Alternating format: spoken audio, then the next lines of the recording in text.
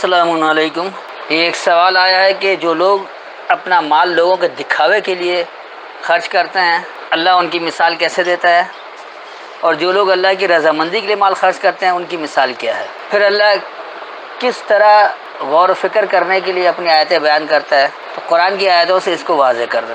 اس وقت میرے پاس حافظ نظر احمد والا ترجمہ ہے، پہلے میں ان کا ترجمہ بتا دوں گا، پھر جو میری فہم اس سے بتاؤں گا، اور کس طرح یہ آج کے دن آیتیں قابل عمل ہیں، قابل ہدایت ہے، اس پر آخر میں روشنی ڈال دوں گا۔ اس کے لیے آپ سورہ بقرہ اور آیت نمبر 264، 265 اور 266 یہ تین آیتیں دیکھ لیں۔ 2 کی 264، 265 اور 266۔ پہلے حافظ نظر احمد والا ترجمہ: اے ایمان والو، اپنے خیرات احسان جتلا کر اور ستا کر ضائع نہ کرو، اس شخص کی طرح جو اپنا مال لوگوں کے دکھلاوے کو خرچ کرتا ہے اور اللہ پر اور آخرت کے دن پر ایمان نہیں رکھتا۔ بس اس کی مثال اس صاف ستھری جیسی ہے جس پر مٹی ہو، پھر اس پر تیز بارش برسے تو اسے چھوڑ دے بالکل صاف۔ وہ اس پر کچھ قدرت نہیں رکھتے جو انہوں نے کمایا، اور اللہ راہ نہیں دکھاتا کافروں کو۔ اور ان کی مثال جو اپنے مال خرچ کرتے ہیں خوشنودی حاصل کرنے کو اللہ کی اور اپنے دلوں کے ثبات و یقین کو ایسی ہے جیسے بلندی پر ایک باغ ہے، اس پر تیز بارش پڑی تو اس نے دگنا پھل دیا، پھر اگر تیز بارش نہ پڑی تو پھوار ہی کافی ہے، اور اللہ جو تم کرتے ہو دیکھنے والا ہے۔ کیا تم میں سے کوئی پسند کرتا ہے کہ اس کا ایک باغ ہو کھجور اور انگوروں کا، اس کے نیچے نہریں بہتی ہوں، اس کے لیے اس میں ہر قسم کے پھل ہوں، اور اس پر بڑھاپا آ گیا ہو اور اس کے بچے بہت کمزور ہوں، تب اس پر ایک بگولا آ پڑا، اس میں آگ تھی تو وہ باغ جل گیا۔ اسی طرح اللہ تمہارے لیے نشانیاں واضح کرتا ہے تاکہ تم غور و فکر کرو۔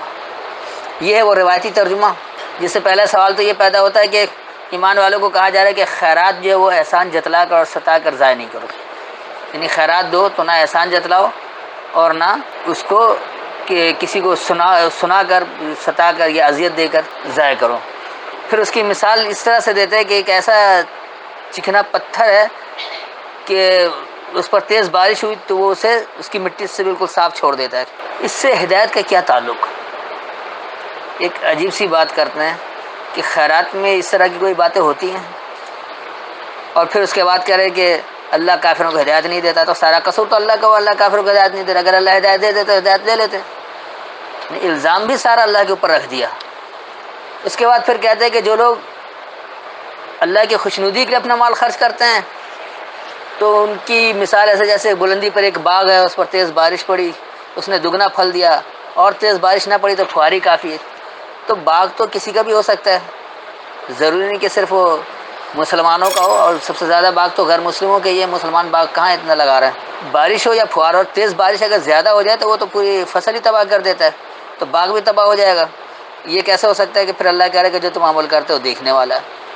اس کے بعد پھر یہ کہہ رہے کہ کیا تم میں سے کوئی پسند کرتا ہے کہ اس کا کوئی ایک کھجور اور انگوروں کا باغ ہو، اس کے نیچے نہریں بہتی ہوں۔ اول تو کھجور اور انگور کے باغ ایسے ہوتے ہی نہیں جس کے نیچے نہریں بہیں، یہ ایک خیالی تصور ہے جو ان روایتی مترجمین کو یہی سمجھ میں آ گئی، ان کی خوشحالی نظر آئی۔ نہ یہ کھجور اور انگور کے باغ کوئی خوشحالی کی علامت ہے، اور نہ اس کے نیچے نہریں بہنے کوئی خوشی کی علامت ہے۔ پھر کہہ رہے کہ اس کے لیے ہر قسم کے پھل ہوں۔ جب درخت ہی آپ نے کھجور اور انگور کا رکھ دیا تو ہر قسم کے پھل کہاں سے آئیں گے؟ پھل بھی وہی کھجور اور انگور ہی آئے گا، اور تو کچھ نہیں آئے گا۔ تو مثال بھی ایسی تھی جو کم از کم عقل کے اندر فٹ تو بیٹھے۔ یہ اتنے بے ڈھنگے لوگ ہیں اور اس قدر عقل سے پیدل ہیں، اور اس کے ترجمہ ماننے والے وہ مزید عقل سے پیدل، اس لیے اللہ کی ہدایت سے کافی دور رہتے ہیں۔ اس کے بعد پھر کہہ رہے کہ اس پر ایک بگولا آ پڑے جس میں آگ تھی، اور وہ اس کو جلا دے، اور بچے کمزور ہیں، تب کیا یہ تباہ کر دینے والا؟ اس میں کوئی اس طرح کی نشانی ہے کہ اس میں غور و فکر کیا جائے؟ یہ تو سیدھا سیدھا بد دعائیں دینا ہے، جیسے آج کا مسلمان بد دعائیں دیتا ہے، اللہ اسرائیل کو تباہ کر دے، اللہ امریکہ کو تباہ کر دے۔ بھائی اللہ کیسے کرے گا؟ تم وہ عمل تو کرو، عمل کرتے ہی نہیں ہے، اور دعائیں کرتے رہتے کہ تباہ ہو جائے۔ کسی کی دعا سے نہ کوئی تباہ ہوتا ہے نہ کوئی آباد ہوتا ہے، جو جیسا عمل کرے گا اس کے مطابق اسے نتیجہ ملے گا۔ تو آئیے دیکھتے ہیں کہ دراصل یہاں اللہ کیا ہدایت دے رہا ہے، اللہ کی کیا منشا ہے، اور اس کو کیا سے کیا بنا رکھا ہے۔ یا ایھا الذین آمنو، اے ماننے والے لوگوں، لا تبطلوا، تم باطل نہیں کرو، صدقاتکم، اپنی سچائیوں کو۔ یہ کوئی صدقہ یہ نہیں ہے کہ یہ کسی نے 1500 روپے صدقہ دے دیا یا لاکھوں روپے دے دیا، یہ صدقہ جو اردو والا بنا رکھا ہے اس کا قرآن میں قطعی کوئی ذکر نہیں ہے، اللہ اس طرح بانٹنے کو کہتا ہی نہیں ہے۔ وہ تو ایک نظام کے لیے پورا سسٹم کھلا رکھتا ہے، وہ پھر ایک الگ بحث ہو جائے گی۔ تو تم اپنی سچائیوں کو باطل نہیں کرو، کس سے؟ بالمن والاذی، احسان کو اور اذیت کو. کالذی ینفق، اس شخص کی طرح جو کھلا رکھتا ہے مال ہو اپنا مال، ریاء الناس لوگوں کے دکھاوے کو، ولا یؤمن باللہ والیوم الآخر، اور وہ اللہ کو اور آخر دورانیے کو نہیں مانتا ہے. فمثلہ، پس اس کی مثال ایسی ہے، یعنی فمثلہ کمثل، پس اس کی مثال اس مثال کی طرح، یہ اس مثال جیسی ہے، صفوان علیہ تراب. اب انہوں نے صفوان کا چکنا پتھر کر دیا ہے اور تراب کا مٹی کیا ہوا ہے، تو یہ ایسا کچھ ہوتا نہیں ہے. تراب مٹی کو ضرور کہا جاتا ہے اور تراب ہمسری کو بھی کہا جاتا ہے، جبکہ صفوان اس چکنے پتھر کو نہیں کہا جاتا، بلکہ صفوان کہا جاتا ہے دو چیزوں کو اکٹھا کرنے والا، اور یہ تثنیہ کا صیغہ ہے. پھر کہا جا رہا ہے فعصا بہو، بس اسے پہنچتی ہے. وابلن، اب انہوں نے وابلن کا تیز بارش کر دیا، جبکہ اس کا مادہ ابل ہے. ابل کہتے ہیں شدت بوجھ اٹھانے کو، یا وہ سیاہ بادل جو بارش کا پانی کا بوجھ لے کر چلتا ہے جس سے بارش ہو جاتی ہے، اس کو ابل کہا جاتا ہے. تو وابلن جو ہے، وبل جو ہے، یہ دراصل وہ شدت بوجھ ہے. فتح کو پس اسے چھوڑ دیا سلدا. یہ سلدا بالکل صاف بات نہیں، بلکہ سلدا کا مطلب ہوتا ہے کہ اسے جیسے بنجر زمین کی طرح چھوڑ دیا، اسے بالکل ایسا چکنا کر دیا کہ اس کا کوئی نتیجہ نہیں نکل رہا، بے عمل نتیجہ، یعنی بے نتیجہ عمل ایسا کر رہے ہیں کہ جس کا کوئی نتیجہ نہیں نکل رہا، سب بندروں کی طرح آپ کے بھاگ دوڑ ہو رہی ہے، اچھل کود ہو رہی ہے، اور نتائج صفر. لا یقدرون علی شیء، نہیں وہ پیمانہ رکھتے کسی شے پر، مما کسبوا، اس سے جو انہوں نے کمایا. واللہ لا یہدی القوم الکافرین، اور انکار کرنے والی قوم اللہ سے ہدایت نہیں لیتی ہے. آگے آتا ہے ومثل الذین ينفقون اموالهم، اور مثال ان لوگوں کی جو کھلا رکھتے ہیں اپنا مال، ابتغاء مرضات اللہ، اللہ کی مرضی تلاش کر، اللہ کی خوشنودی، اللہ کی رضامندی حاصل کرنے کے لیے کھلا رکھ. وتثبیتا من انفسہم، اور اپنی نفسیات میں ثبات رکھتے ہیں، اپنی نفسیات کو ثابت قدمی سے ڈٹے رہتے ہیں، اس کے اوپر عمل کر رہے ہوتے ہیں، اپنی نفسیات میں ثبات رہتے ہیں، مضبوط جمے ہوئے رہتے ہیں.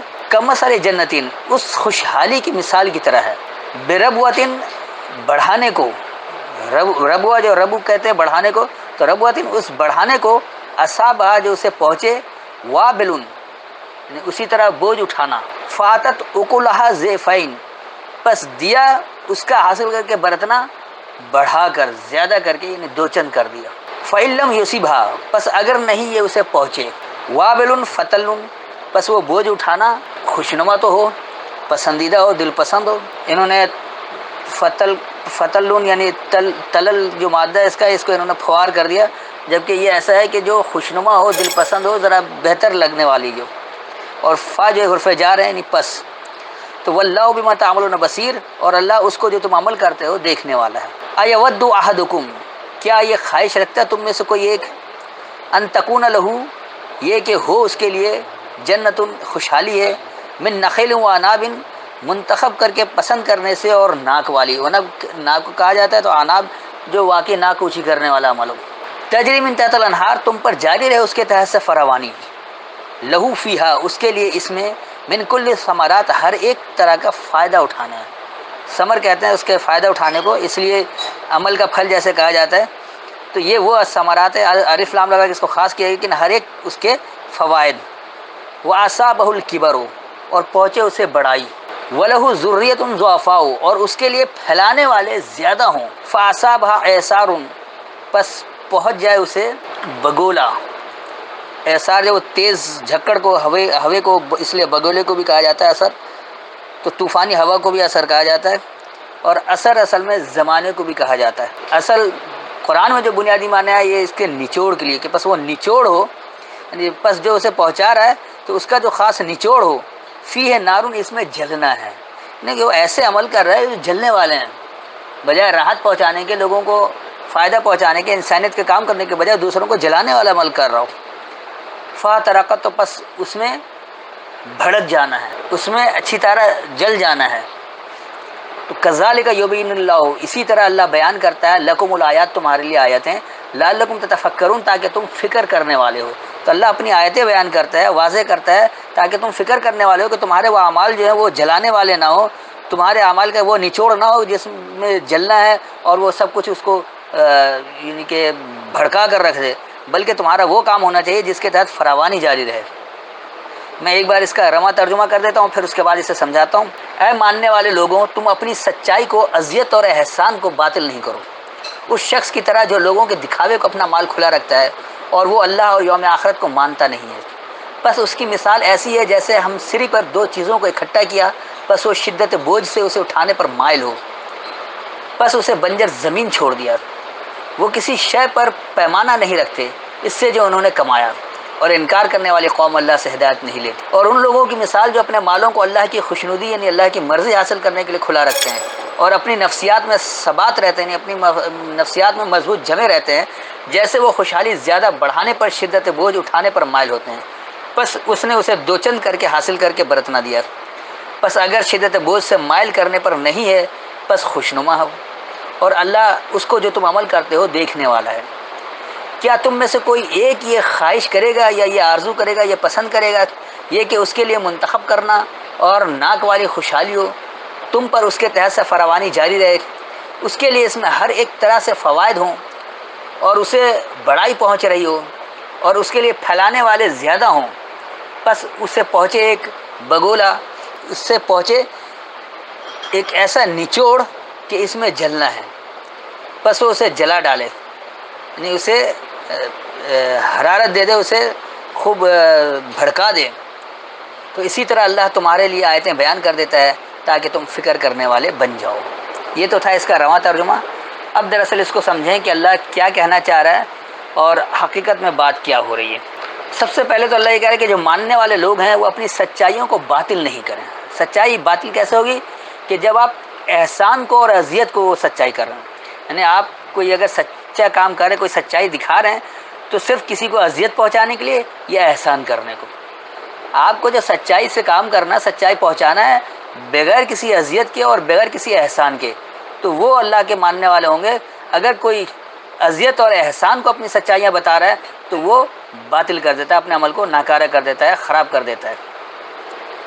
تو اس کو اللہ کہہ رہا ہے کہ ایسا شخص جو اپنا مال لوگوں کے دکھاوے کو کھلا رکھتا ہے، یعنی مالدار تو ہے، اب وہ لوگوں کو دکھا رہا ہے، کمبلیں بانٹ رہا ہے، افطار کرا رہا ہے، کسی کو سحری کرا رہا ہے، کسی کو کھانا کھلا رہا ہے، دیکھ کے لائن لگوا رہا ہے چھپا کی طرح اور دسترخوان بچھا رہا ہے۔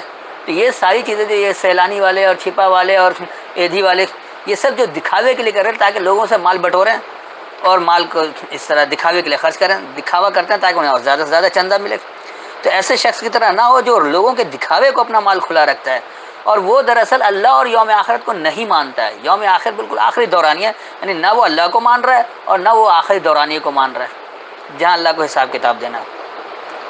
تو اس کی مثال ایسی ہے جیسے وہ ہمسری کہتے ہیں کہ برابری کی بنیاد پر، جو ایک برابری چاہتا ہے اور وہ اس طرح سے برابری چاہتا ہے کہ دو چیزوں کو اکٹھا کر لے اور پھر اس سے ایک بوجھ اور قوت ایسی پہنچ جائے اور اسے وہ چھوڑ دے بے نتیجہ، یعنی پھسل جانے والا، کہ اس طرح سے عمل کر رہا ہے کہ آپ اس کو کام کر کے ادھورا چھوڑ دیں اور کہیں اچانک ہاتھ اٹھا لیں تو اس کا نتیجہ کیا نکلتا ہے کہ سب کچھ بے نتیجہ ہو جاتا ہے، سب کچھ ہاتھ سے پھسل جاتا ہے، نکل جاتا ہے، اور وہ کسی شے پر پیمانہ دینے کا اختیار نہیں رکھتے اس سے جو وہ کما رہے ہیں۔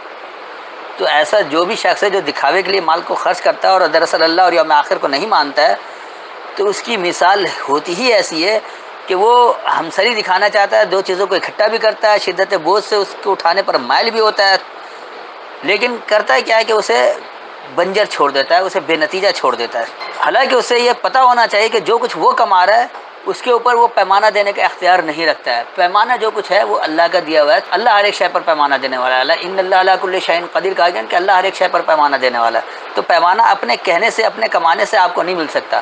آپ اچھے نتائج کے لیے بہترین کوشش کر سکتے ہیں، نتائج پر اللہ پر چھوڑ دیں۔ تو اسی لیے آگے اللہ کہہ رہا ہے کہ جو انکار کرنے والی قوم ہے وہ اللہ سے ہدایت نہیں لیتی۔ ایسے لوگ جو کچھ کرتے ہیں دراصل وہ اللہ سے ہدایت نہیں لیتے ہیں، بلکہ وہ یہ چاہتے ہیں کہ ان کا دکھاوا ہو، لوگوں میں کچھ مشہوری ہو جائے، لوگوں کو دکھاوے کے لیے کر لیتے ہیں اور پھر اپنا مال جمع کر رہے ہوتے اور خود کھا رہے ہوتے۔ اس کے بعد پھر اللہ بتا رہا ہے کہ اب وہ لوگ بھی ایسے ہیں، کچھ لوگ ایسے بھی ہیں جو دراصل واقعی اللہ کی مرضی تلاش کرنے کے لیے اپنا مال کھلا رکھتے ہیں اور وہ اپنی نفسیات سے اس پر جمے ہوئے رہتے ہیں، اس پر مضبوطی سے جمے رہتے ہیں، اس پر ثبات رکھتے ہیں۔ تثبیتاً لفظ آیا کہ وہ اس پر ثابت قدم رہتے ہیں، اس پر اتنے مضبوط جمے ہوئے ہوتے ہیں اپنی نفسیات کے تحت۔ تو ایسے لوگوں کی مثال کیا ہے؟ تو وہ خوشحالی بڑھانے پر زیادہ زور دیتے ہیں۔ ایسے لوگ جو ہیں ان کی مثال اس طرح ہے کہ وہ خوشحالی کو زیادہ سے زیادہ بڑھانا چاہتے ہیں اور اس طرح شدت بوجھ اٹھانا چاہتے ہیں کہ اس سے حاصل کر کے برتنا بھی بہت زیادہ ہو جائے، اضافہ ہو جائے، ضعفین جو ہے وہ دگنا بھی یہ ترجمہ کرتے ہیں، تو یہاں دراصل پھل کی بات ہی نہیں ہو رہی ہے. ویسے تو یہ کلو کھانے کو کہتے ہیں، جب اکل آیا تو اس کا پھل کر دیا. تو بس وہ اسے دیتے ہیں کہ اس کا حاصل کر کے برتنا، جب وہ دو چند ہو جائے، زیادہ ہو جائے، بڑھ جائے. اور اگر نہیں اس سے پہنچتا ہے تو وہ کم از کم شدت بوجھ اٹھانے والے کی وہ خواہش تو رکھتے ہیں، اسے خوشنما بنانا چاہتے ہیں کہ بوجھ اس طرح سے اٹھایا جائے کہ واقعی لوگوں کے لیے وہ قابل توجہ ہو جائے. اس لیے اللہ کہہ رہا ہے کہ اللہ اس کو جو تم عمل کرتے ہو دیکھنے والے، اللہ عمل کو دیکھ رہا ہے کہ تم کس طرح سے عمل کر رہے ہو، تمہاری خواہش کیا ہے، تمہاری نیت کیا ہے. تو اللہ جو اس کے مطابق ہی آپ کو نتیجہ دے گا. اللہ جان رہا ہے کہ آپ لوگوں کے دکھاوے کے لیے خرچ کر رہے ہیں یا واقعی آپ انسانیت کی بھلا چاہ رہے ہیں. آپ واقعی یہ چاہتے ہیں کہ وہ ہر طرح سے یہ خوشحالی بڑھ جائے اور سب اس شدت بوجھ کو اٹھانے والے ہوں اور اسے زیادہ سے زیادہ حاصل کر کے برتنے والے ہوں. تو اس طرح سے جو پہنچانا چاہتے ہیں وہ ایک دل پسند والی بات ہوتی ہے، یعنی دل کو بھانے والی، ایک چاہت والی بات ہوتی ہے. تو اللہ اس کو جو تم عمل کرتے وہ دیکھنے والا ہے. اس کے بعد آخر میں اللہ یہ کہہ رہا ہے کہ کیا تم میں سے کوئی ایک یہ خواہش رکھتا ہے، کوئی ایک یہ پسند کرتا ہے کہ اس کے لیے خوشحالی ہو، وہ منتخب کر کے اپنے لیے پسند کیا ہو. انہیں نخل کہتے ہیں، منتخب کر کے پسند کرنا، اسی کو انتخابات بھی کہا جاتا ہے. تو یہ جو لوگ اپنے آپ کو منتخب کر کے پسند کرتے ہیں اور وہ اپنی خوشحالی کو بڑی ناک والی بناتے ہیں، جیسے ہمارے کہتے ہیں نا کہ اس کی ناک بڑی اونچی ہے یا ناک کٹ جائے گی، تو وہ ناک نہیں کاٹ رہے ہوتے، ناک کو اونچی کر رہے ہوتے ہیں، بلکہ وہ عمل اس طرح سے ہوتا ہے کہ وہ چاہتے ہیں کہ اس سے واقعی ہماری ناک اونچی ہو جائے اور کوئی ایسا غلط کام نہ ہو کہ ناک کٹ جائے.